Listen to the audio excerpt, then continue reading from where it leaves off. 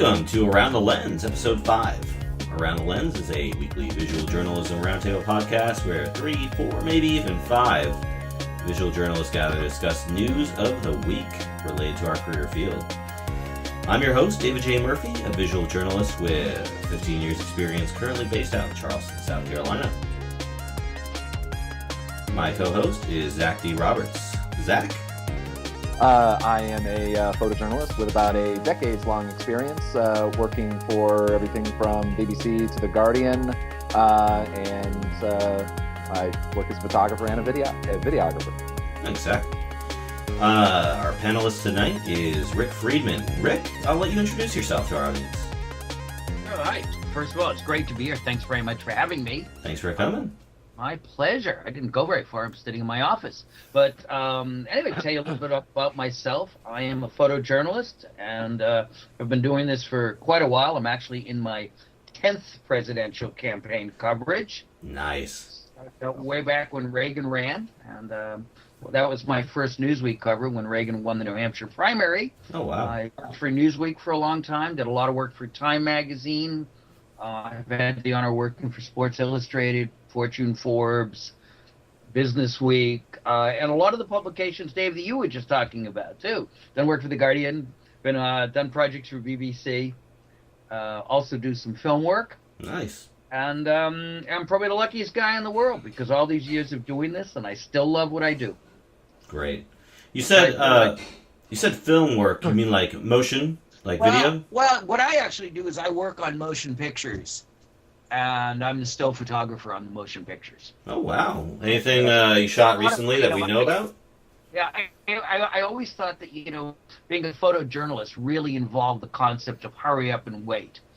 But that's nothing compared to filmmaking, where Right. you spend huge amounts of time hurry up and wait. So I'm in the middle of a couple of projects which have yet to be released, and will be coming out not a too distant future. Is there a movie or something that you've photographed in the past that has been released that you can let our audience know about? A bunch of discovery projects. Oh, okay. And no, but like big budget. You didn't shoot The Force Awakens or anything, did you? I did not. No, I haven't had the pleasure of doing that yet. Oh, well, I got my ticket. I reserved my ticket for Thursday night, so I'm gonna check that out. Anybody gonna go see that? Yeah. I'll wait my 2 tax weeks. is photojournalism and still photography. That and I spent a lot of time teaching location lighting. I've done a series of location lighting workshops around the U.S. Cool. Done quite a number in the U.K. I do a lot with elaborate lighting. I have designed a lighting kit for Roscoe, which they actually market as the Rick Friedman location lighting kit. Wow. Nice branding. Well done. It's all just a lot of fun. I love doing it. I can be shooting the president one day and models on the beach in Fort Lauderdale the next day, actually I was shooting models on the beach in Fort Lauderdale a couple of days ago. Wow. Now, when you do both things in the same day, Yeah, that's other- crazy. Well, that's Like what about you that. look forward to with the Donald Trump presidency. You can shoot models on the I'm sorry? beach and There a you go. presidential. Right, absolutely. Right. Let me ask you something, Rick. Donald is interesting to cover. Rick, about documenting an election, do you stick to like one candidate the entire time? So will you follow just Hillary, or are you jumping around to candidates? So jumping around. Okay. Jumping around. I mean, in the past, you would be more likely to get assigned to one candidate, Sure. but obviously how photojournalism is done today and what budgets are today, the amount of money it takes to be on one candidate full-time is rather tremendous. Right. Absolutely. And at this point, nobody's really traveling with the candidates yet. Right. I mean, Trump has his own plane, but nobody's on him full-time. Okay. None of the campaigns have traveling journalists that I'm aware of on a full-time basis. It'll happen soon. As we get close to Iowa, Right. you'll start seeing people on the candidates full-time. And then the Sure. madness begins. Yeah, especially once they get a front runner for each of the parties, then it's Right. it's on. This is the most interesting campaign I've ever covered. Yeah. It's certainly a unique one.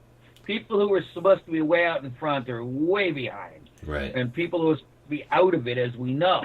I mean, the odds that the Donald would be Right. the leader on the Republican side is mind-boggling. Yeah, it just goes to show like the state of the Republican Party that he's the front runner. And the fact that he still commands the polls based even after his crazy comments about, Muslims and whatnot. Everything. Yeah, everything, but that especially. And he makes sure that you get a photograph. Right. I mean, he's obviously very aware of the value of the cameras. Just don't photograph empty chairs. Yeah. That actually happened in Charleston, South Carolina. Oh, really? They were unhappy about that? Yeah, there was a rally in Charleston. Yeah, he called out a photographer out on Twitter because that's, I guess the way that American politics happened in 2015, and called him out for photographing and called him a liar, saying that, his speeches were full and everything like that. So I don't think the gentleman would have something else to do than worry about one photographer. Well, this guy's got nothing better to do. All right, so let's get on with the show. We got a lot of topics to talk about tonight.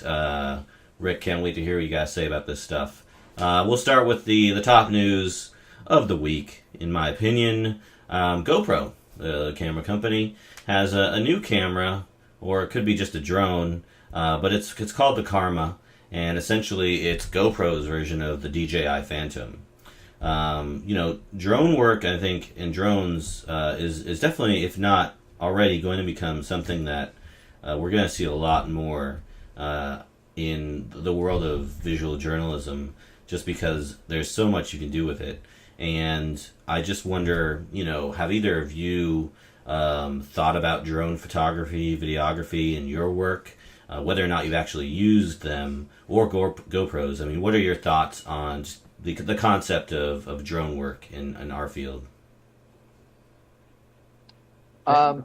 Personally, I've never been. I haven't ventured into drone work that much. The few experiences I've had with helping out friends with them kind of terrified me, considering they put chips in walls, because they went a little wild. Right. But with GoPros, I gotta say I've always been very impressed with their video quality and still quality and everything, especially for the price point.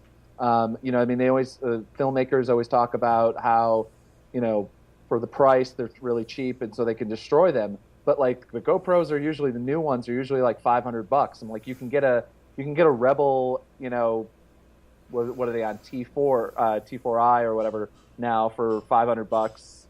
I don't know why you wouldn't just get one of those, considering the low light is considerably better and the video quality is considerably better. But that's my opinion on that, on GoPro. I think it's too much weight for most drones. Well, just not even the drone work. It's like, I'm talking about like GoPros when they use them for the like destroying them in a car scene or something like that. Like when they roll a car. That's what it definitely on the drones though. I can't really see using anything else at this point, unfortunately. But yeah, I mean, I'm amazed at some of the quality that you can get out of the GoPros and coupling them with the drones. Yeah, there was a video I saw about these Japanese, or not Japanese, but these snowboarders who went to Japan. It was shot completely on GoPro.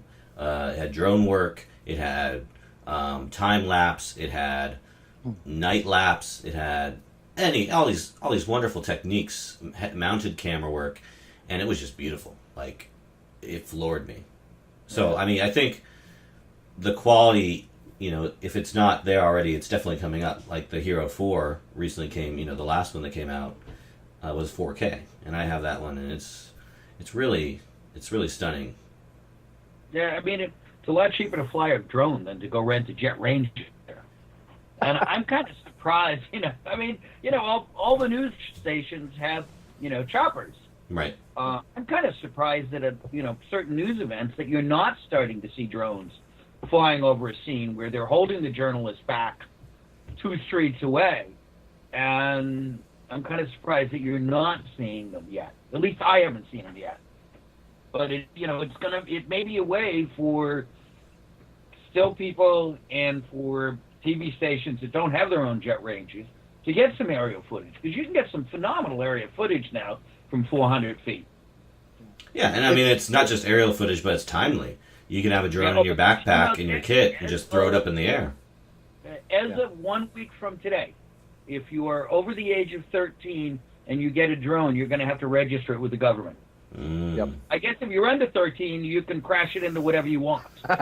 Yeah. Did I mention that I'm 13? Sure. Actually, I'm 12. I'm a 12-year-old. I look very old for my age. It's amazing because in New York City, obviously there's massive restrictions for Right. drone use, and the cops will come after you. Really? In my experience, I've heard from other photographers. But I have I used to live in Alaska, and so like aware of all that. And drone use for almost everything is basically open at this point. Right. And there was a road collapse in the middle of nowhere, and there's some amazing footage that a local news station just posted. So whether or not, I'm not sure whether they're actually with a drone. Yeah, they shot with a drone. Yeah. I mean, there's just no other way because there's no helicopters going 400 miles away from Anchorage at this point. Right. Unless So it's a if Coast you can Guard drive tough. up, they'll launch this thing. Yeah. Yeah. When we were down in Florida, I we would think. just Oh, film we'll cut some out. segments or post. Okay. Film crew was using a lot of drones. There were two pilots. Have we lost audio? No, you're back. You just cut out for a second. Okay, I didn't realize I left. You're Anyway, it was interesting because that crew was using one person to operate the camera Right. and one person to fly the drone. So it took two people, but Yeah. the footage was phenomenal. Yeah. That came out of it. Yeah, I mean, if you can get somebody to actually operate the gimbal independently, that's the holy grail right there, because that really frees up both operators to kind of focus on their individual craft. Because, I mean, I haven't piloted a drone myself personally, but I've seen them piloted, and it is not easy. You know, it takes a lot of practice. So, yeah, You wonder how many easily, of them crash into power lines. or buildings, or There's going to be an abundance of these things. Or crash. people. Yeah. yeah, that's a big thing right now. You know, as kind of they become more popular and just the regulations clamp down, because I know that DJI is working on installing geofencing on all their drones to prevent you from flying it in certain regions without, a permit or whatever. But It makes perfectly good sense to me. The fact you can go buy this thing and then get in the way of aircraft. Yeah. yeah, it's like what else can endanger an aircraft, from outside the aircraft that isn't it like a bazooka or something like that, But I have seen some work done by drones, and Zach, you might be able to comment on this. I saw this a few years ago. I think Chris actually commented on it, one of the friends of the show. He said, or he posted something where it was like a photographer, and it was covering a building fire in New York, and was able to get some drone photos of it. Are you familiar with this? I'm talking about? There were one of the recent, not recent, or not one of the, but the recent building collapse that happened in the East Village, or I guess explosion, really. Some people got some drone footage of that. Mm-hmm. I never heard if there were any repercussions legally or from the police on that one. I'm sorry? Is this the one that the bricks fell out of the other day? Oh no, this is the over on 2nd Avenue and I think it's 6th Street, where the building exploded and like a bunch of people in it. Yeah. So there are restrictions to fly them in Manhattan. Yeah, there really is. Yeah. And there may be here in Boston, but I'm not aware of it. In New York City, what happens? The NYPD seems to do is they immediately basically they tweet out and then they say there was a drone that interfered with a helicopter in use, which is one of the big paranoias. Never mind the fact that there's really never been an instance where drones in New York, I've never seen a drone flying higher than a building. So if it was interfering with a helicopter, that helicopter was flying down the middle of Fifth Ave or something. So NYPD, I think, really just wants to completely control the airspace, and one can discuss whether that's something that's too over the top or not. But I think in the current climate, it may not be a bad idea. Exactly. Yeah, I think that the people that do fly the drones that whether it be near an airport or whatever, are really just kind of killing it for anyone else that might want to use this as a business, business thing. So yeah. I mean, hopefully they don't like put the complete kibosh on drones and drone sales in the United States. I think that'd be the worst possible outcome. I don't think that is. I mean, I don't know. I think that's likely, but I wouldn't be surprised in certain areas if you don't at some point have to have a license to fly. Right. Or, they make it like you have to go through a background check. They just make the hurdles to purchase one. I mean, obviously you have to register your drone, but I don't know. I haven't bought a drone. Is it something that's forced, Or is it like when I go and buy a blender and they want me to register my blender, From what I've heard, I mean, this was just released today about the registering. Right. So then they said 1 week, and then what is it? It's going to be a whole $5 to register it. Man, I can't afford $5. I can't afford a $1,000 drone. I was going to say overreach. Right. But I do think that, we're going to see more and more of it. And I'm actually, just like I mentioned a few weeks ago, the advent or the rising of 360 videography and 360 photography to tell stories using, the virtual reality medium. I think it's on the rise. We're going to see more drone use. There was a story, let me see if I can pull it up. It was about the refugee crisis, and it was all shot from a drone. So I'm going to see if I can pull that up. But again, I think drone work. Once they figure out all the kinks about it, it's going to be, I think, as essential to have in your. It's going to be as essential to have in your camera bag as a 7200. I think in a lot of journalism, it's going to be another tool. It's going to come down in price. I think, it's going to give you more access. The Boston Globe go out and afford a helicopter when they want one. I have clients who will hire me and tell me to get helicopters. I also have clients who would say, if you want a helicopter, you're going to pay for it. Right. So.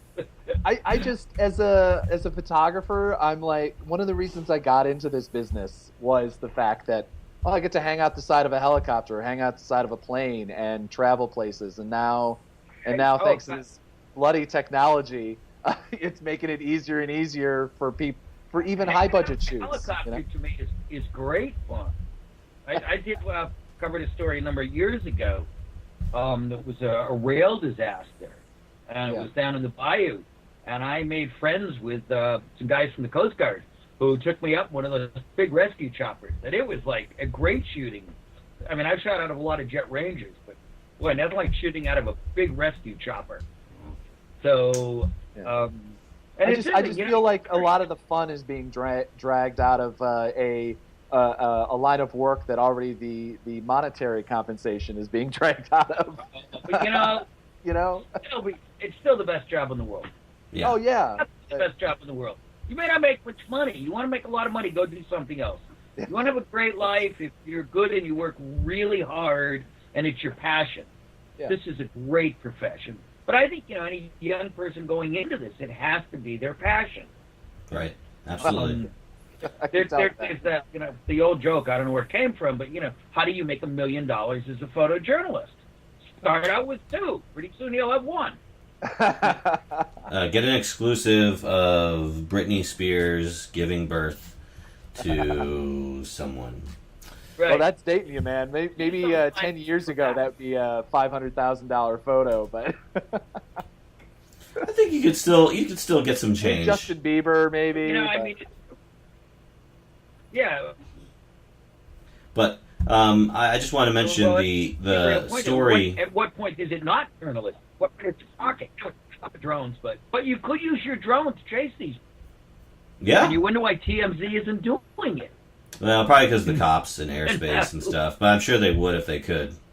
But I don't know if people want to buy an overhead shot of a celebrity. They want to see the face and the fashion, and But I do want to say the photographing the refugee trail by drone on the Lens blog on New York Times. That's what I found. It's just nothing but photos from a drone, and it's just they're telling the story of this refugee crisis with drone photos. So I thought that was pretty interesting. Link will be in the show notes. But let's go ahead and move on to our second topic of the evening.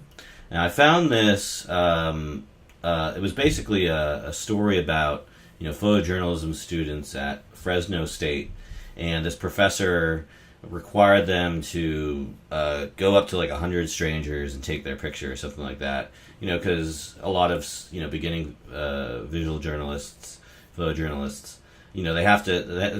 It takes a little. Sometimes it's difficult to get over that initial request to take someone's photo. And I just want to know kind of when you guys were starting out, because obviously you don't have this issue now, but when you were starting out, what was kind of your technique for getting over that, and what would you tell someone who's in starting this profession? How would they get over it? So I'm trying to think back to early in my career, and I was lucky enough to be trained by a couple of wonderful photojournalists. And I think they just kind of showed me the way. I mean, so you found a mentor? Yeah. Oh, I was absolutely mentored. Yes, I was mentored by a gentleman named George Riley from UPI, who was a huge mentor of mine. And I think one of the things he showed me, and one of the most important things in photography in general, is the interaction between the subject and the shooter. And I look at when I create a photograph that. It's not just myself creating the photograph, it's the relationship between myself and the subject. And in many cases, when I can, especially in a portrait shoot, I'll be working and I'll get the picture I like and I'll go up to the subject and I'll show them the back of the camera and I'll say, what do you think of the photograph we are creating? And I always emphasize the we because the photographer cannot create the photograph without the subject. So it's a collaboration, whether one wants to think of it that way or not. It has to be a collaboration between the photographer and the subject. The photographer may be a dog, in which case they don't care about the picture. But I find, in a lot of my editorial portraiture and a lot of my other portraiture, and even working with models, I'll show them the pictures so they have a feel of what we're doing. And they're with invested. a model, that's their job with somebody who is not used to being in front of a camera. So, living in Boston, I photographed a tremendous number of academics, and I'm lucky enough to get to photograph some of the greatest minds in the world. But they're not used to being in front of the camera, and so I'll go show them the photograph, and I'll say that line, what do you think of the photograph we are creating? How can we make it better? Now the subject is part of the creative process, and they get into it, and they go, oh yeah, maybe we should try this, maybe we. And I find, on those shoots, and I'm sure you've both had them, where, you get 10 with somebody. All of a sudden, the subject's really into the picture and they want to make it better. And now my 10 minutes becomes, well, they want to make it better. And I've had this happen, numerous times where person's assistant will come in and go, your time is up. And the subject who I'm photographing go, oh, no, we're having fun. We're going to keep going. And now my pictures gets better. So when you approach somebody, you have to have the right attitude, the right enthusiasm. I think as journalists, we have to show that we are professionals. There are times, times where you absolutely need to wear your credentials. Now, we need to wear them at a news event, but if I'm doing street photography, I'm going to wear my credentials because that tells the person that I am legitimate, or reasonably anyway. I think for young shooters, I think, if you're, a 20-year-old woman, it's probably a lot easier to go up to a stranger and say, can I take your picture, than it is for me. It's just perceived a certain way. But they have to have the enthusiasm. We have, lucky enough to have some wonderful interns work with us, and they come from photo programs, and a lot of them, nobody has told them exactly what we're talking about right now. How to break the ice. Yeah, no, I think it's really important, and how to be comfortable with it. Right. Zach, any thoughts for me? Yeah, no, I never I never really unfortunately, I never really had a mentor. I went through my little amount of photography training was at basically an art program where I wasn't really into street photography. I was doing more landscape and kind of scenes without people. Like I really liked photographing scenes that had people or normally in them without them. It was kind of a weird, weird project. But it wasn't until like I really, really got into especially protest and kind of the action photojournalism that you're dropping into, say, like the Black Lives Matter protests, and you're a white photographer. They don't know where you're from. Sometimes understandably apprehensive. And if I get one person to pose for a photo or stop moving for a moment to like take that portrait, because a lot of times protests happen at night at 2:00 in the morning or whatever, and you have to stop them for a moment, and then I show them the photo just like you do, Rick, and that's the moment when they go, oh cool, you got to take, and then basically it all opens up. And at this point most of the groups know who I am and have seen my photos in like the Village Voice and stuff like that, so they actually, it almost becomes a problem where they actually pose too much. Yeah. And I don't get the action that I kind of used to if they know who I am, Right. So yeah. It's a very interesting thing, to cover something like that, because as journalists, our job is to cover what's happening. In my opinion, our job is not necessarily to influence what's happening, but it's to cover it and show it in an unbiased way. And again, depending on what it is that you're covering, if it's an event, you want to make sure that you get where you want to go. Yeah, I mean, that's the forever dilemma, with our profession, is that documenting without influencing, and it's almost like, how do you integrate yourself into that sort of space without, having people react to you? Because, I mean, that's one of the biggest problems, or not problems, but just one of the biggest things I deal with, trying to get candid shots of people, and they know you're there, and they're playing up to you. And it's tough because they're giving you what you want, in a sense. Like they're doing what makes good stuff, but they're performing for you. So you just gotta wait them out, I think it depends on the event. I mean, for us to show up at a news event and be subtle, wearing 2 or 3 Nikons, I mean, we're just not that subtle. Right. But I think it depends on the event, what is happening. If it's complete chaos and there's police action, how can you get to where you want to get? How do you? Sometimes you want to get through the lines, you can't get through the lines. I find, I've covered Boston. At least it's been my home base my whole career. I travel a lot, but right. I'll go to an event, and I don't do crime scene photography much anymore, unless it happens in front of my studio. Or in the studio. Yeah, or in the studio. We'd have it in the studio. But, I find, simple things. We're talking about getting along with people and breaking through. And that's a major thing in what we do. And, if you get along with the cops, the next time you go to a scene, your life may be easier. If you are perceived as the jerk, and I'm sure we've all met the photojournalist who comes up and goes, well, I pay your salary. Oh, yeah, you're never getting through a police line that he's on. Yeah, that's And these guys are doing a job. We're doing the job. If we don't see each other as the enemy, we get along great.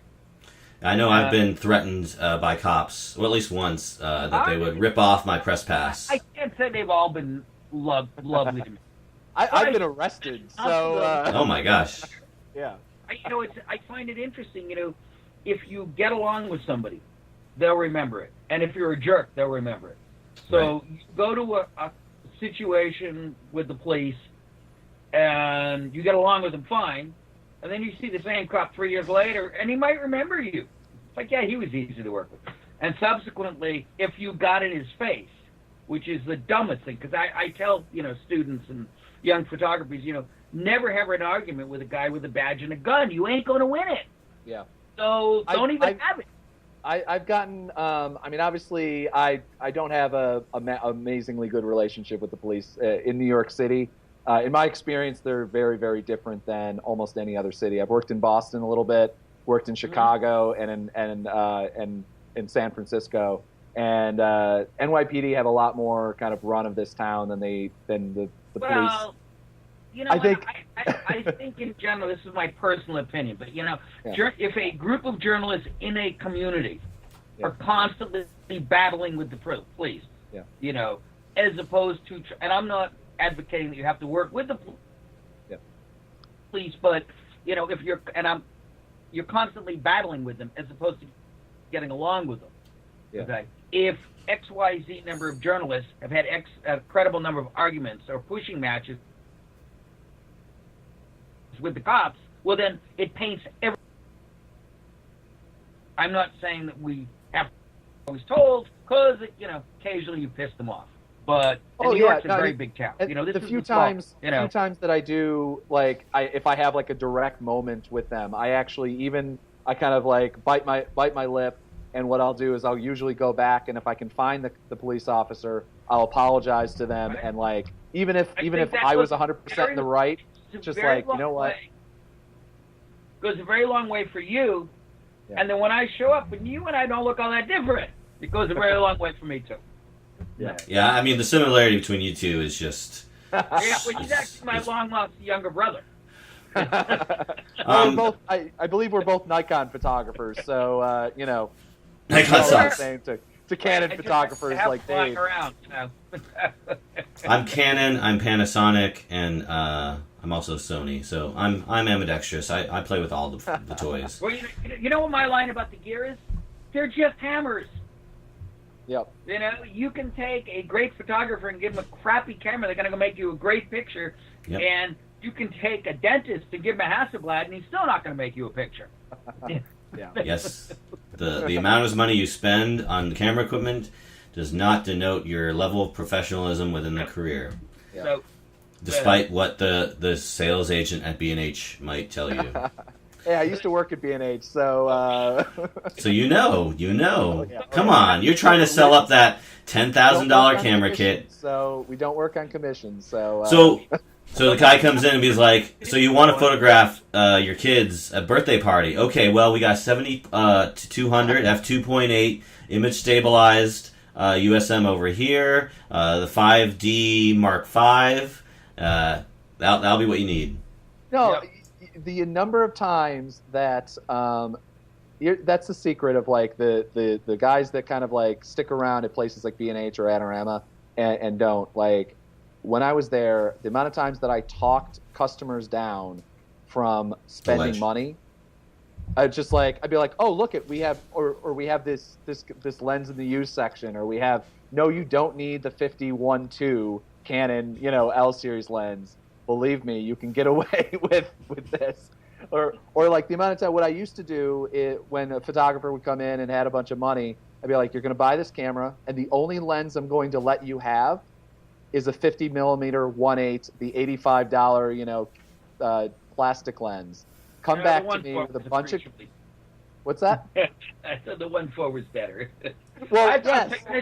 So I mentioned at the beginning of this conversation, kind of early in my career, when I shot my first Newsweek cover of Reagan, and I shot that picture with a Canon AE1 and a 51.4.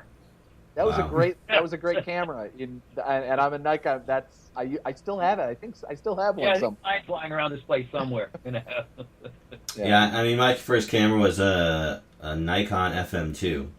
That was a great camera.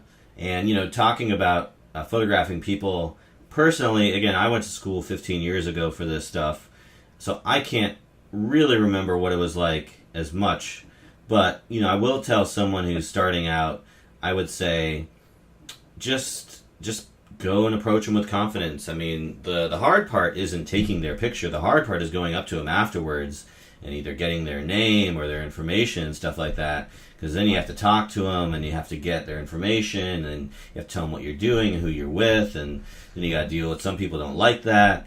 Because, I shoot people all the time. A lot of them without their permission. And, of course, you have to, in just this field. And it's just the nature of the beast. But then going up to them afterwards, I'm so glad that I don't work as a photojournalist full time, because that is the most that's the part of the job that's like the job portion, getting their information and stuff like that, and then you gotta make sure you get their name right and stuff like that. But I would definitely recommend, if you want to engage with strangers, throw on something wide, throw on something fixed like your 50 millimeters, throw on something that forces you to get close to them at somewhat, and just kind of, come up to them with confidence. Don't hide what you're doing, and you're gonna get some people who are like give you some looks, and you get some people who are gonna mug for you, and get some people who are gonna be down with it, and that's just the experience that comes with it. It's amusing. You mentioned this actually makes me. I was just photographing a climate march 2 weeks ago, and Bill Nye the Science Guy was there. Fantastic guy, poses perfectly. He's always makes a good photo. But I came up like around him, and I'm so used to protest whatever, and I just kind of usually give people like the kind of either people I recognize that are protesters or the kind of semi-celebs of the protest kind of world. I kind of give them a like a hand movement that implies I'm going to take their photo, and then they kind of stop for a moment or whatever. And Bill Nye, interesting enough, kind of gave me a moment where I was like, oh crap, he might be an asshole. Where he was like, excuse me, who are you? And I like introduced myself, and he's like, oh, okay, cool. Hi, I'm Bill Nye. And then like was really cool, stopped, made his like the Bill Nye pose. So disappointed if he wasn't. I know. I was like, I had that moment where I'm like, oh no, he's really a jerk. But he was just like, wait, you didn't treat me like a human being, which was true. I didn't treat him like a human being. I treated him like a subject, a photograph. You bring up a wonderful point. That a lot of photographers don't treat their subjects with respect, and my opinion, you absolutely have to. Our job is to, if we're on the street and it's a breaking story, you want to capture that story unbiasedly. Absolutely. Whatever happens, happens. Yep. But if you're in a situation where you're interacting with them, one-on-one or at an event like you're talking about, you must treat your subjects with respect. We want to be treated with respect. Yeah. If we're out there being jerks, well, why would they treat us with respect? Yeah. And, we are dropping into their lives. That's one of the things that we do. And to me personally, one of the things so fascinating about this career is that I get to drop in and out of people's lives for a short period of time. And I've dropped into their life. They didn't drop into mine. And I think that we need to all of us should treat our subjects with respect. And I think most of us do. There are some people who feel they're extremely important. I mean, I'm sure we've all met a shooter once or twice who think that it's really all about them. And I don't care who you are. I have bad news. It's not about you. You're not the most important person here. What? I'm sorry. I didn't mean disillusion. Oh, man. All right, well, let's go on. Let's go ahead and talk about our next topic. And so this is kind of a devil's advocate topic, because I know all of us are going to be counter to what this topic is about. But it is interesting to discuss. So from The Guardian came an opinion piece about this photographer talking about, does photography matter? And basically there's so much of it, and we go out there, we shoot famine, we shoot war, we shoot human atrocities, but is it really making any impact on anyone? Are you doing anything differently today that you did yesterday, knowing that there's a refugee crisis going on, that there's a war in Syria, that children are dying in Africa as we speak? Are these, yes, the photographs might have might be, how do I say, they might emotionally strike you, or they might be visually striking, and for that fraction of a second, or a few seconds that you're looking at it, it might stick with you. But is it making a difference? And some people, yeah, sure. I mean, they maybe look at an image and they act. But on the wider whole, is photography making a difference? So I'm going to throw it to you, Zach. I'll throw it to you first. I'm surprised reading the piece in The Guardian. I'm actually kind of friends with Eros Hoagland, the photographer who, in the second paragraph, says, "I don't believe that photojournalism is very an important job. my pictures and the pictures of my colleagues, they don't really change anything. So let's Right. not pretend they do. I'm very curious. I want to find that quote because I feel like, having talked to him a bunch of times, that it has to be taken out of context in some way, shape, and form. Because I mean, this is coming from Eris Hoagland, whose father was a fantastic, probably one of the most important photojournalists of the 1980s, covering Central American, all the Central American revolutions and everything that happened during the Reagan administration. And he died photographing El Salvador. And so I'd be very surprised that he would believe that. But I have to believe that we do. I mean, they later on in the article as well, they cite the the child that was on the refugee that was found on the beach. Sure. And that photograph changed foreign policy. Right. I mean, and the conversation around it changed the conversation. The conversation around it changed the conversation about the refugee crisis. I mean, we started talking about Syria again after we decided that we weren't going to bomb the place, so we stopped talking about it. Now we started talking about the refugee crisis. So I find it very difficult to even find any sort of point in the idea that the imagery, whether it be photojournalism, whether it be videography, or how you define that, doesn't make a difference and isn't possibly one of the most important jobs in journalism itself. And this, I've worked for the past decade as a professional researcher and editor and kind of every kind of place there is in journalism. And I find the most important job that I have ever done is as a image taker. Right. So yeah, that's mine. I read the article. I thought it was really good. I thought there were a lot of interesting points out of it. I read the first graph, and my first reaction was, it's not our job to influence things. Our job is to unbiasedly show what is there. However, what also happened is, because the photojournalists go in and they take these incredible risks, that, as you said, foreign policy does get changed. Photographs do have incredible impact. And unfortunately, I think there is some dumbing down of it now. Oh, yeah. But, so if you have 50 journalists crashing into the same place, and we're going to talk about that in a moment, I think, that diminishes it. But if you have an incredibly strong image that has power, and they were talking about, some of Jim Nakwe's work.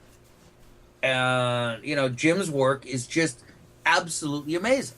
And it has great power, as does the work of an incredible number of other photojournalists who go out and take amazing risks to show the outside world what is really going on.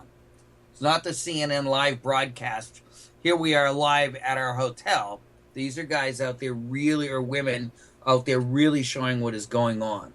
And the power, even diminished in our world today, and as a photojournalist, makes me sad to have to say that, but even in our current world, an amazing still picture has incredible power to make people stand up and see the world. And the situation you cited about the child on the beach being carried away, that just brought the Syrian refugee situation to the forefront, whereas before that it was kind of easy to ignore it. There wasn't all that much footage coming, or stills coming out of Syria, because this conflicts today are so much more dangerous than they were a short time ago. Yeah, we unfortunately attest to the fact that we have, over the last few years, lost some great photojournalists in conflicts. Yep. Yeah, I completely disagree with his, argument about the relative importance of photojournalism and imagery. I mean, I think we see it every day. I mean, there's imagery out there.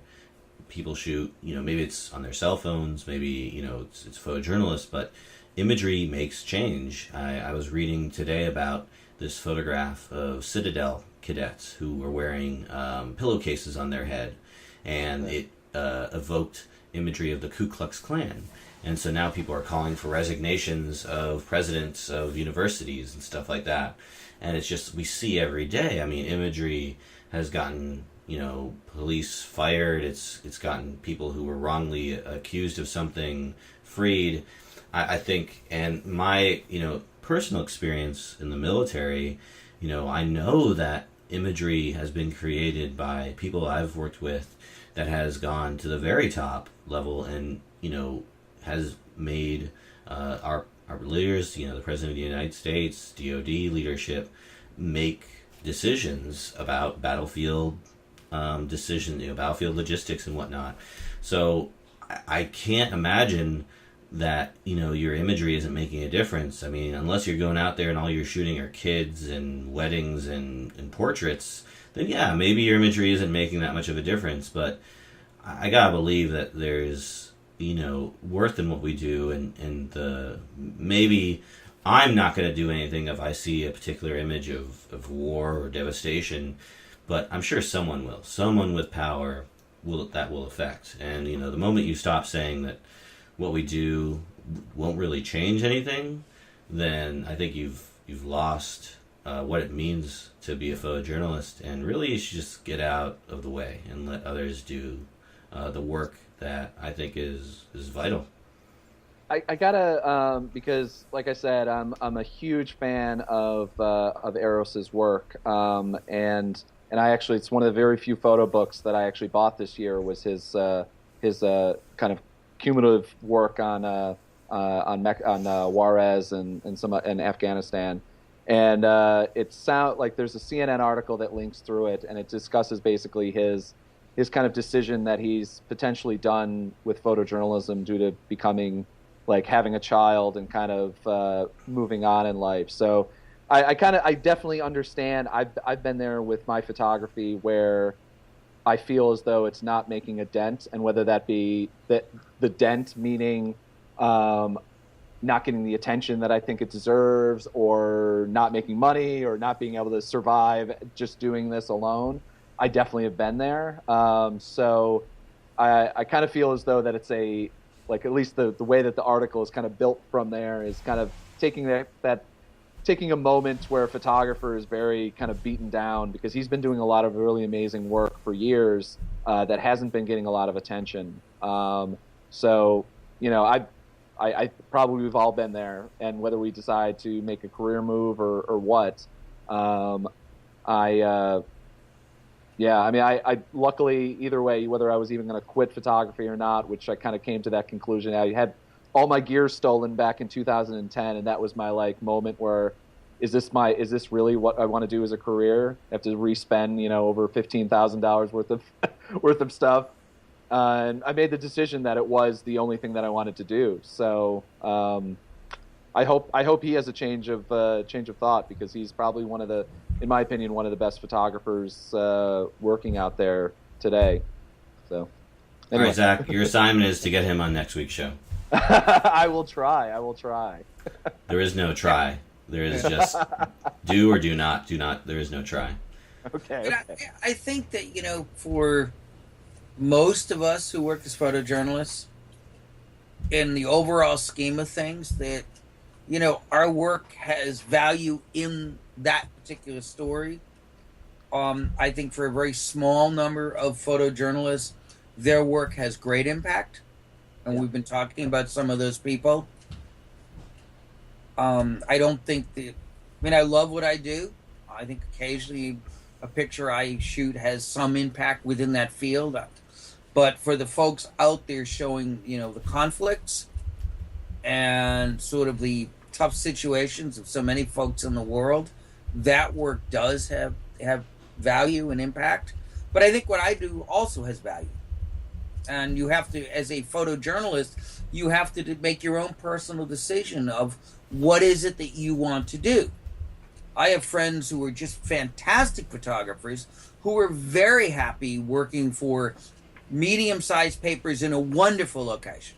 And they have great family lives, and they love that. Right. And I have other friends, who, run around the world and, for 30 years have ducked bullets. Right. And their life situation is very different, and one can't say what's right or wrong for anybody. But I think there's value in what everybody does. You know, when something happens in your town, in your city, and you're the one there to tell the story as to why this is happening. It doesn't have to have global perspective. It can have very regional perspective and still have huge value and still make a difference, you know. So the folks who are out there shooting things that influence the world and bring these horrific tragedies to life, that has global impact. But it may have impact within your small community as to issues within that community. And as photojournalists, wherever we're working, it's our job to tell the story. And some folks are great at it, and some folks are less good at it. Yeah, like this Eros guy. I mean, what has he even done? Seriously. Exactly. Yeah. We're I mean, Jim Or this Knox- Zach Roberts guy. Cover, so you know whatever. I mean, these guys are amazing photojournalists, and they Definitely. somehow always know where to be. And it's not only what the assignment sends you, but as a great photojournalist, can you figure out where to be a few minutes before it happens? Right. Absolutely. That's All right, the let's- most important thing that can happen. Yeah. What was that, Zach? Oh, just that you can be there. I mean, I've been to Ferguson, and I've been to just in the past 2 years of Ferguson and Kiev, Right. and both times I was there literally 12 hours too late. Right. So I missed all of the action, all of the everything.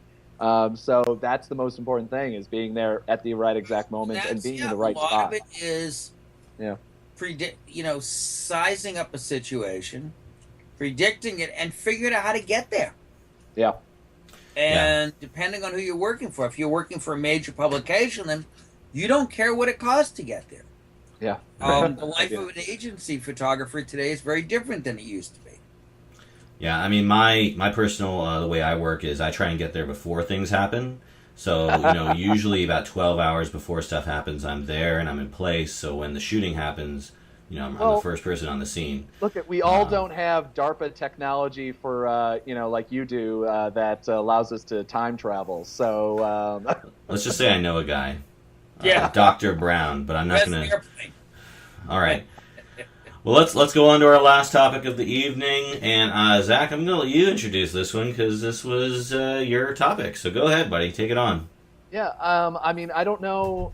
I don't know whether all of you watch, as much 24-hour news as I do. Unfortunately, Try to avoid it. It's kind of my background volume when I'm doing work, when I'm photo editing or whatever, which probably is one of the things that drives me the most insane and drives me to drink.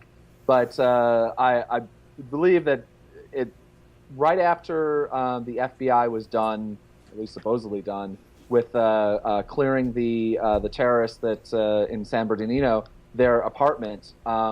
Basically, it's been discussed in many different ways and argued whether the landlord let them in, or whether they bought their way in, or whether they just forced their way in. Basically, CNN, MSNBC, Fox, everybody got into this apartment and was doing basically live feed coverage from inside this apartment that had only 24 hours ago been occupied by two people that would then commit, one of the largest terrorist attacks on American soil.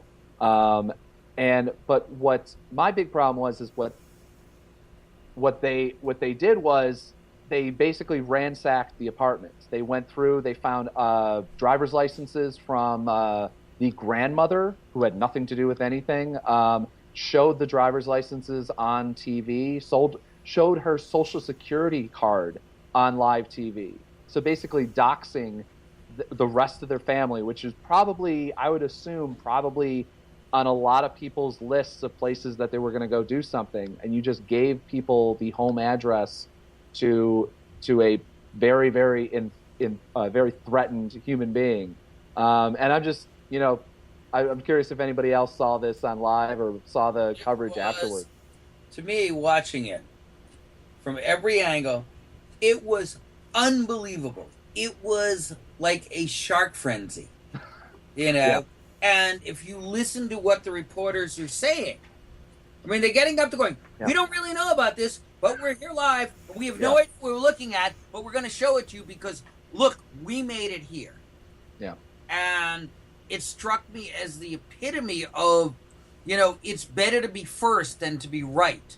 Exactly, yeah. You know, those of us who are print journalists and most credible news organizations believe that you cover the story and you verify your facts.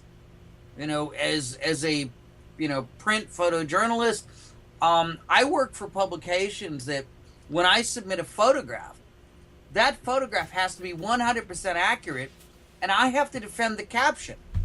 If they want to call and say, well, your caption doesn't quite agree with what the reporter wrote, and more than once I've said, well, I was there, and I never saw the reporter. You know, in our world, it has to be factual. And I thought that was a case of reporters going live, saying, we're here, we're up, we're broadcasting, we have no idea what the heck we're talking about. I thought it was just kind of just made us all as journalists look bad. I continually issued public apologies. The way that they kind of expect other communities to apologize when something horrible happens, namely like the Muslim community has to apologize as a public as a whole for when one member of their general religious community does something. I continually on Facebook and on Twitter, I was just like, I'm apologizing for the entire photographic and photojournalism community. I was going to say, yes. I mean, it's not, you know, there were some still people in there because I'm sure their editors were saying, you know, we have to. Brand X has it the second, why don't you? But, you know, in terms of covering a story, it's just, it was quite unbelievable. I mean, they're just, can't think of a whole lot of cases that I've seen that are quite like that. And the fact that they were literally running over each other, pushing by each other, zero respect for the family. I'm not talking about the terrorists, but zero respect for their family and zero respect for each other as journalists.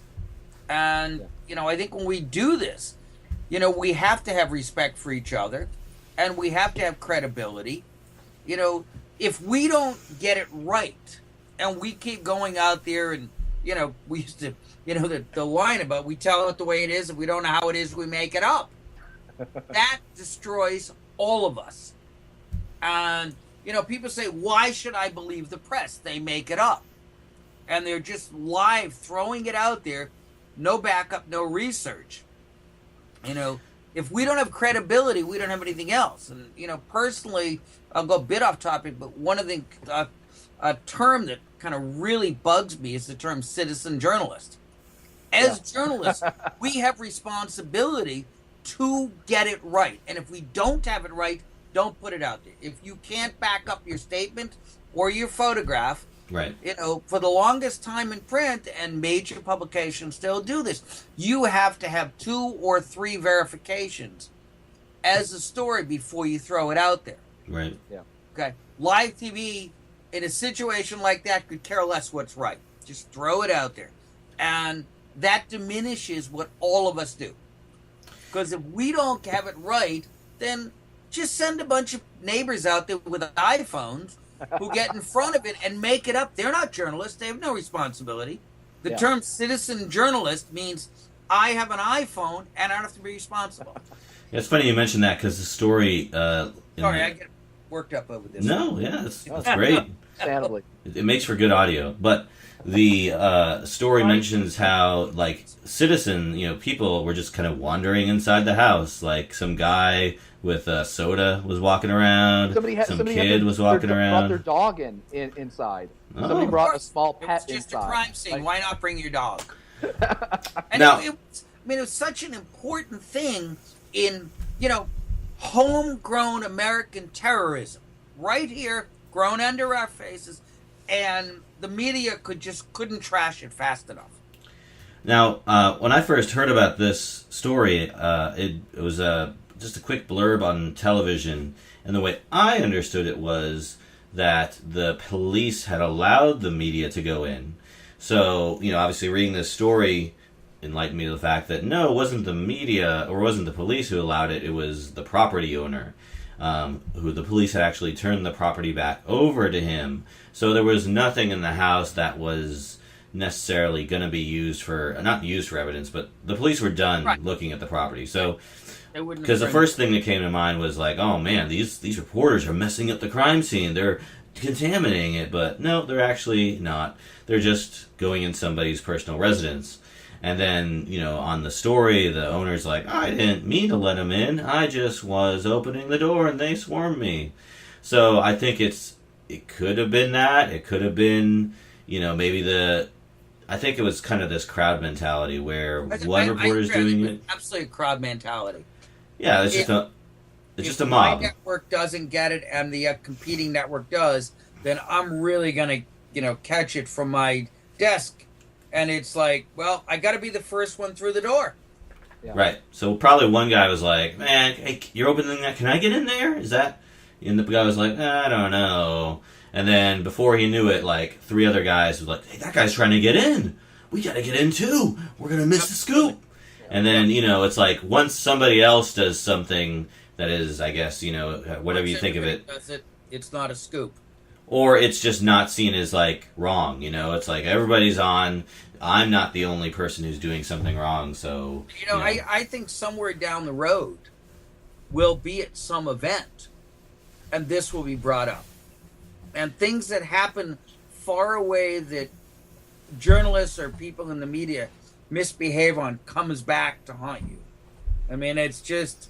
I think this is, after the unfortunate death of Princess Di, it seemed everywhere I went, somebody said, oh, you a paparazzi?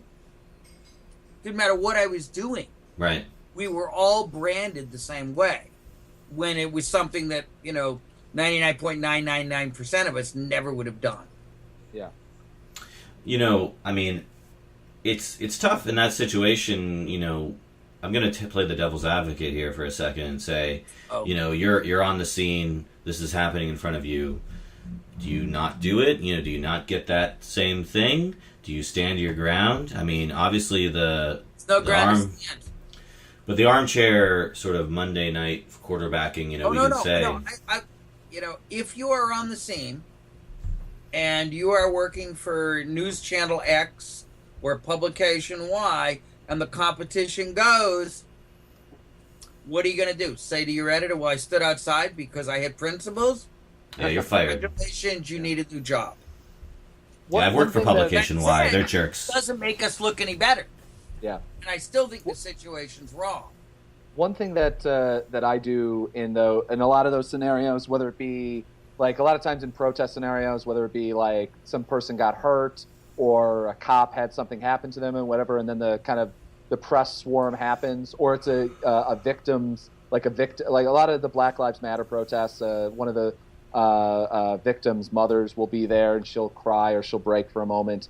What I usually do is I cover the media insanity around it. Right. Obviously, I very rarely on a direct assignment, like just the way that I work. So I probably considerably more freedom than a lot of my like friends that work for AP or Reuters and stuff like that. Because I work for a couple wires, or it'll be for the Village Voice, which is basically they're getting what they get for the price that they pay. But don't make good images. No, I'll make but the thing is that I will cover. Usually, I try to cover the media insanity around a scene, and then basically the comments around it too. So if I can. The situation you're talking about, if it becomes media insanity, that is a sub part of the story. Yeah. As somebody who has been out there on a lot of these stories, I will never understand why everybody can't take 2 steps back and not, we were talking earlier about personal space and respecting your subject. This woman or this man has just gone through a tragedy, and some guy with an ENG has to put that camera 6 inches from their face to get the tears. And in that case, the journalist is not respecting their situation. And unfortunately, you as the competitor, if that person goes in that close, you now have no choice but to go from a 50 millimeter lens to a 14. So now you're in there and now everybody has to be in that there, and now this person is suffering this personal tragedy, and all of the journalists are going, well, I've got to be in there because everybody else is in there. Yeah. And sometimes I think as a group, and I think some of this goes back to news directors, and some of this goes, a lot of this goes back to the way journalism is taught. You know, if everybody takes one step back, you know, everybody will get their picture, and we won't crowd it. You know, and there used to be, I mean, you work in New York a lot, and when I go, I haven't seen this in a long time, but we used to see it. And the line used to be, you know, it's not enough that you get your picture, you have to make sure your friends don't get theirs. Pretty much still is that way, at least with the New York Post photographers. There's no reason for it, you know. And the funny thing is, I mean, I work in a little town called Boston, and here we played pretty nice. And I actually found when I go to New York that it's been a long, long time since I've seen that. I find that, you know, people play nice, except for either one person who's new or one person who thinks that they are more important than everybody else. And all it takes is one person to break ranks, and the whole thing goes away. I will say I was very proud of at least my colleagues. We after the Paris attacks, there was an impromptu memorial set up in Union Square, and I think I talked about this a couple weeks ago on the podcast. And the memorial was just a chalk drawing with a couple candles and some flowers. So it wasn't anything like established or anything that people wouldn't necessarily be able to walk the next morning, wouldn't walk over or something. But there were a handful of people that clearly were, that I believe were actually from Paris, you know, students, but NYU is really nearby. And one of them was continually kind of tearing up and not praying, but having his quiet moment.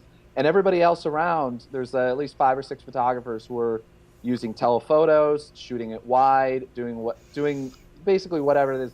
There's one guy that just walked right across the memorial, stood in front of the guy with probably a 24 millimeter, you know, 1.4, and shot a foot and a half away from his face. And to the point where the direct guy flash? actually, And I got a question. So, yes, with a flash too. I'm not kidding. With a flash too at 9 o'clock at how long do you night. think that shooter had been a shooter? He actually is one of the most experienced shooters out there. I believe he's. I hate to really say I believe he's a New York Post photographer, which is that's basically somebody that you want to go up to and say, you know, can't you see the scene? Yeah. You know, this is not about you. He made it about him. Yeah. And then therefore is the case that I have to get my picture and, you know, forget about screwing the rest of the photographers. Yeah. I have to get in this person's face because what I'm doing is so important. And the answer is, as I said earlier, no, it's not. Okay? You know, I mean, it's funny. The guy who, my mentor, had a saying, and this brings it up. I haven't thought of this in a really long time. He had a saying that was, it may be the front page today, but they're going to wrap fish in it tomorrow. Yes. You know, this is not earth shattering, and you need to have respect. And you know, if somebody else picked up on this, it may come back and haunt this person. But that's to me a very, very terrible story, because if everybody else had respect, and you know, if you're going to go up and put your strobe on it and blast the guy's face, well, congratulations, you probably wiped out all the character of the picture. Yeah. That that zero also respect for the later subject. Yeah.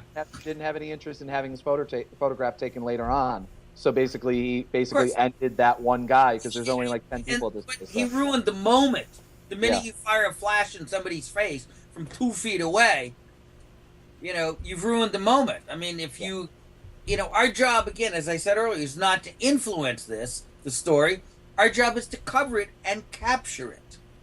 Yep. And you need to not only think of the overall image and look at your entire frame, but look at the light. If it's outside, it's night, there are candles, well, you need to get that ambiance. You need to show that. You don't need to go in and light it. And, you know, as I said earlier, I'm a big fan of lighting. You know, I love dragging out all my stuff. Really? Not in that situation. You know, that situation, my strobes, I have one flash, it's in my pocket. You know, in case I need it. But that's, anyway, that's, you know, part of analyzing what we see and how we deal with it. Yeah, I mean, I can see that, you know, what you're saying, and I think this would be the kind of photographer who would go to a national park and photograph that rare tree that's like creating his beautiful image and then go cut it down. Because it sounds like, he doesn't care about anybody else, but he wants to get his unique shot. He doesn't care about the subject, and it's the only thing that I joy that I got out of that moment though was that I didn't see that photo appear anywhere because I looked around a bit. But I got 2 of my photos of that guy in the Guardian's roll call of best photos from the basically talking about the vigils that were set up around the world. So my 2 photos represented New York City. I'm sure I got paid $8 for them, through my wire. But at least I got that level of comeuppance. There you go. Maybe that's the counter encouragement this guy needs to not be a jerk and ruin somebody's personal moment. I understand they're really tough times for some newspaper photographers right now in Manhattan, which is really sad. Right. And these are hugely tough times for long-time employed photojournalists. And, you have to, as I said before, you have to get along with everybody. Because you may be the important staff photographer today. Yeah. But you may be joining the ranks of the freelancers tomorrow. Yeah. Right. Yeah, it's tough, because, he may not want to be that guy, but then again, he may not want to be the same guy who gets the same image as everybody else, and he's desperate to either get an exclusive image or get something other people haven't seen and put himself out there. Time and it's an event that's going on, and everybody's shooting it. See it differently. You look at a lot of these events, and you look at the way people cover them. You look at some of the wire guys who are just amazing, amazing shooters. Yeah. And, everybody's there, and then you'll take a look at a photograph, there's a Reuters guy, Brian Schneider, and somehow he always sees another angle of the same picture that everybody else was shooting.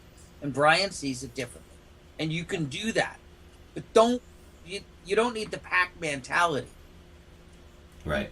All right, great. All right, well, let's wrap things up as we do every week. We try to promote something out there in the world of photojournalism because there is still photojournalism going on, and we want to make sure we promote that. So I'll go first. What I'm going to promote is the same story I promoted earlier when we talked about the drone work. I still think it's a really interesting set of imagery that covers, we always talk about covering things from a different angle. Get down low, get up high, get close, get far. But, drone photography is like a whole new world, and just seeing it from that perspective, I think, is pretty crazy. So I'm going to give it to that this week. Zach?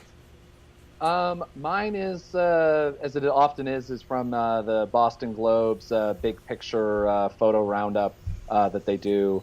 And it's the third photo down, and it's just an assignment photo from Barrow, Alaska, actually by, surprisingly, a Boston Globe staff photographer. And it's this fantastic photo of someone plunging into the ocean, surrounded by Arctic ice, in a wetsuit, and he's basically silhouetted. And it's just one of those perfect photos that it's not part of any larger. I'm sure they were probably doing a environmental story or something, but it's not like, it's just that standalone photo that's one of those like great photos of the day sort of thing. And that David Ryan, the photographer, just grabbed that moment just perfectly. Just really stunning. Okay, great. Thank you.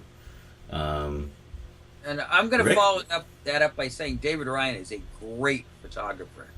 He just fantastic. Sees things differently. He's unbelievable and has been for a long time. And there are a lot of famous pictures that people know. There were 2 pictures from the bombing in Boston. There was John Tamaki's picture that was the cover of Sports Illustrated that everybody saw, and the picture of the 2 bombs going off was David Ryan's. Oh, wow. Yeah, so I mean, We'll have to it's a great reach out guy. to him and try to have him on the podcast. Yeah, no, Ryan's awesome. As is Tamaki. And one of the great things about working in this town is we have a lot of really good photographers who support each other. Yep. So I, want to end with really thanking you guys for having me do this. It's been a lot of fun. It's been a great honor. I'll say something I said earlier, which is I have the best job in the world. I love what I do. I get paid to run around the world, play with my toys, and meet fascinating people. Well, that's great. I'm honored that you have me. I'd like to invite your listeners to take a look at what I do, either at rickfriedman.com or on Facebook or Twitter or all those things. Most of it's Rick Friedman Pics. And it's spelled Friedman because when my ancestors got to Ellis Island, they couldn't actually spell, so it's Friedman. Take a look at my lighting stuff. And I do a lot of these lighting workshops. They're all fun. The subtitle of the workshops is Lighting and Laughing. And, go out and make pictures. This is the best gig in the world. Yeah, Rick, I checked out your blog, and I gotta say, if you are at all curious about how a photograph is made or how a portrait is done, the level of detail that you go into in your lighting setups and just the dialogue and the description of what you're talking about in these portraits is just really, I think, more photojournalists, more people should be doing that because, you show exactly what kind of light you use, the lens you use, the aperture. You have little drawings about shadows and stuff like that. I mean, really, it's like a school We have a lot of on a crayons in website. the studio. So, what's that? I said we have a lot of crayons in the studio that we're drawings with. Yeah, so I mean, I got to commend you for that. That's a really great resource, and this field is all about sharing and giving back information, and you do a great job at that. It's an exchange of ideas, and when we share ideas, we all learn. And we all end up as better shooters, and it makes us think. I feel like when I teach, I walk away from every workshop going, I learned a lot from my students today. That's great. It's a wonderful thing. So again, thank you so much for having me. Absolutely. And I don't know if you mentioned it earlier about the Polaroid School. Did you already mention that? Yes. So go ahead and plug that, why don't you? Yeah, well, we just started this. I was just in South Florida filming 3 episodes for Polaroid University, which is a new series of online education workshops, touching on a lot of aspects of photography, done different from other online education, almost like a television series. And we'll be doing a lot of things. It's just terrible living in Boston. I have to go back to Florida in mid-January to film more. It's kind of hoping I can stay home and shovel snow. Not. But, it actually went live today. The site went up today. We've got some great backing, and we're going to do another 25 episodes the next few months. We're going to wrap that, take a short break, and then we're going to have 50 more, and it's going to range from everything from great iPhone photography, which, occasionally that we got to go somewhere, we make a picture and they want it in a split second, right up to professional workshops. And then the location lighting workshops, I'll be teaching those all across the country over the next year or so. I'm really happy that you're empowering the next generation of citizen journalists. Citizen journalists. As long as they tell the truth, that's good. And they can go to Polaroid.com to find out more information. Say again, PolaroidUniversity.com? Polaroiduniversity.com. Yeah. Okay, great. That'll be definitely in the show notes. And, I tell everybody, if you have questions about what I do or my lighting, drop me an email. I'll get back to you. If I don't do it a second time, it means I was probably traveling the first time you wrote me. But always happy to share everything about how we do it. There are no secrets because we can all stand next to each other, look at the exact same situation with the exact same gear, and make 3 completely different photographs. So, absolutely. Zach, why don't you let everybody know, of course, where they can find you? As usual, everywhere is basically ZD Roberts, ZDRoberts.com, on Twitter, ZD Roberts, on Facebook, and kind of anywhere else that you might have an online handle. It's that one. Great. And you can find me everything at DJMPhoto, DJMPhoto.com, at Gmail. Now that's how you reach me. And I want to actually put out a quick plug to our audience. You guys make this show what it is, and I really want to get feedback from you. So, reach out if you have questions, if you have, things you want us to discuss, topic ideas. If you're a photojournalist in the field, a photojournalism student, visual journalist, someone who does this for a living, and you want to be on the show, let me know. Reach out to me. I mean, there's lots of great opportunities. We want this show to be what you want to make it, and I'm really eager to hear feedback. We got a lot of new listeners. Thanks to Petapixel for plugging the show. We got a lot of new listeners. So again, if you're new, if you just discovered the show, or if you've been listening since episode 1, drop me a line. Let me know what you think of the show. Let me know how we can improve it, or very minimum, just drop me a line and say hi. So that's pretty much it. That's the show. I want to say thank you to Rick Friedman. Thank you for your time, for being a great panelist, for excellent discussion. Zach, as always, thanks for being a great co-host. And I'm Dave Murphy, and this has been Around the Lens episode 5, and I'm out.